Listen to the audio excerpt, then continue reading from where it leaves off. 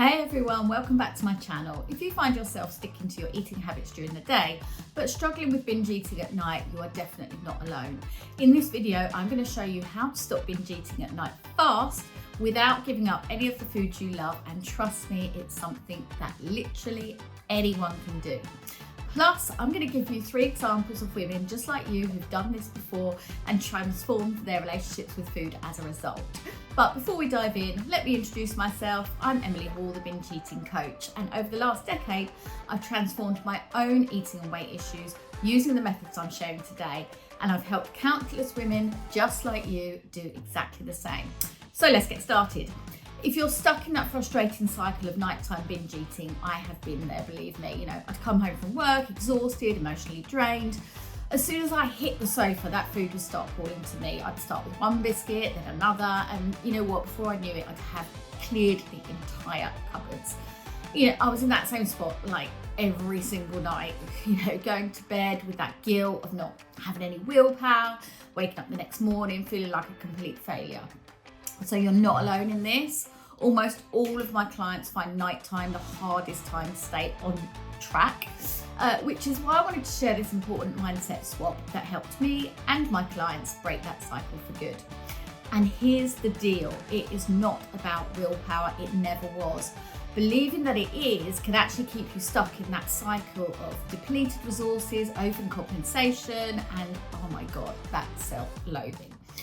So if it's not about willpower, then actually what is it about? And more importantly, what can you do to overcome that overwhelming urge to overeat at night? Okay, so step 1. You need to understand if you're actually even hungry. And when you've got an overeating issue, it can be really difficult to understand the difference between emotional hunger and physical hunger. But for now, I want you to think back to your last nighttime binge. Were you actually physically hungry?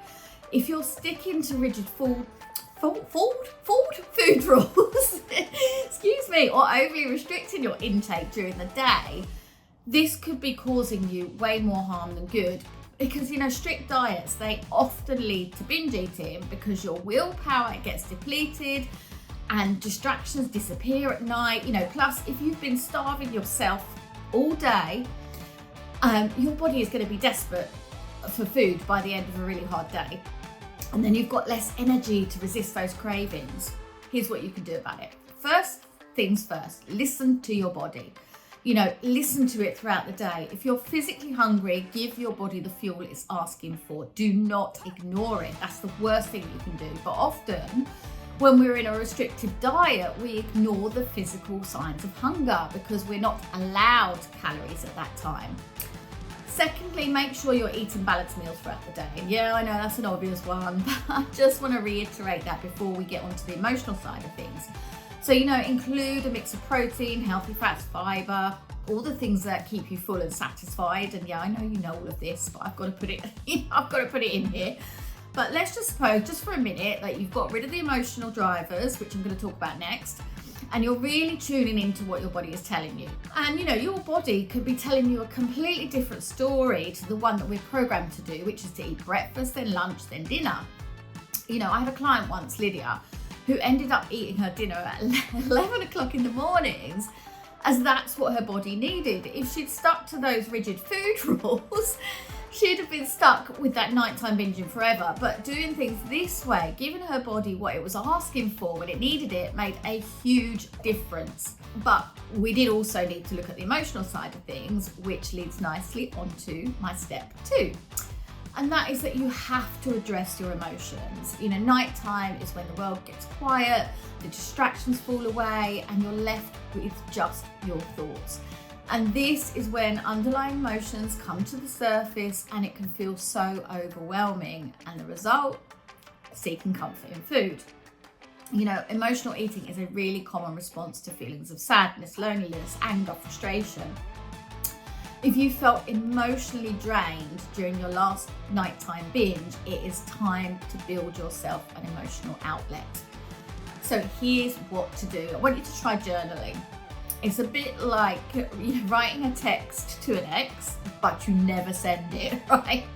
You're getting your feelings out without any consequences. You can do the same with your cravings. When they start to come up for you, grab your favourite notebook and pen and just blurt it all out, all over the page. Get it all out. Release that tension, and by the end, trust me, you will feel a lot lighter. Write down everything that you're feeling, because often once we've exposed that feeling, that is enough to move on from that negative emotion. Don't be afraid of those emotions. Don't be afraid to face them. They are not going to kill you. We're so frightened of facing emotions, but let's face it, they ain't going to kill you. So getting them out into the open rather than using food to push them down is much healthier, and it really is that key to success. But more often than not, we eat subconsciously and we don't even think about the emotions involved, even though we know there's an emotion or emotions at play, hence the phrase emotional eating. So please don't ignore this part of it, as it's so significant. I get all of my clients to look at what emotions are driving the behaviour. I had one client, Heather, her nighttime binging was just off the scale.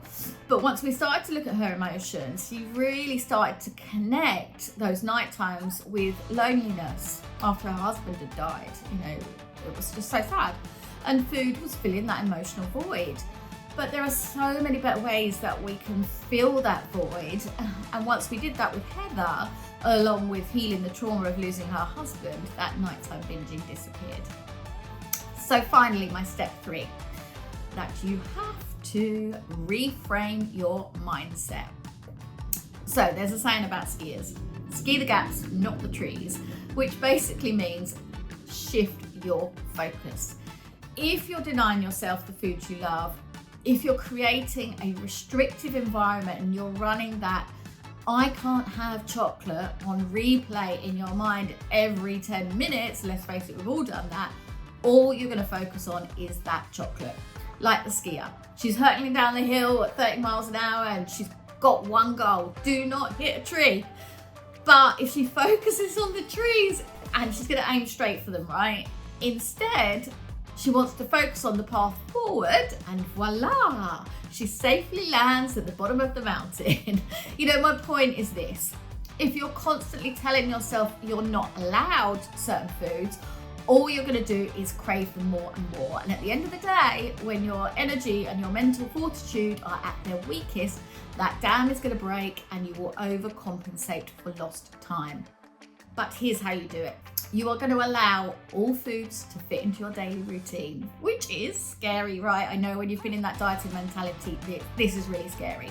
But honestly, by giving yourself permission to enjoy what you crave, you prevent that mental build-up and that proverbial tree splat, which is exactly what Julia did, who was a client of mine around maybe 5 years ago.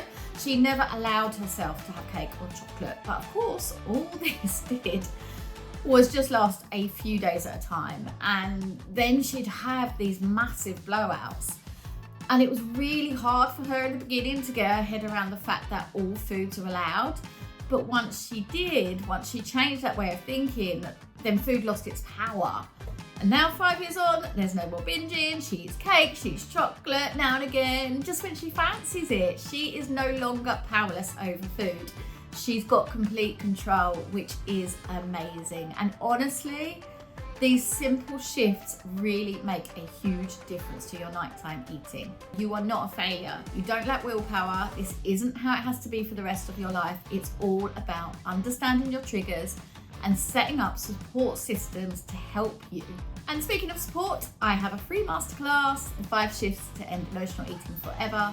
Just click on my bio for access, and you should also watch this video next, why you self-sabotage with your eating, as I teach you exactly why you self-sabotage when it comes to food. And once you understand this, binge eating, emotional eating, overeating at any time of the day is going to be a thing of the past. So thanks for watching. If you found this video helpful, don't forget to like, subscribe and hit that notification bell so you never miss an update.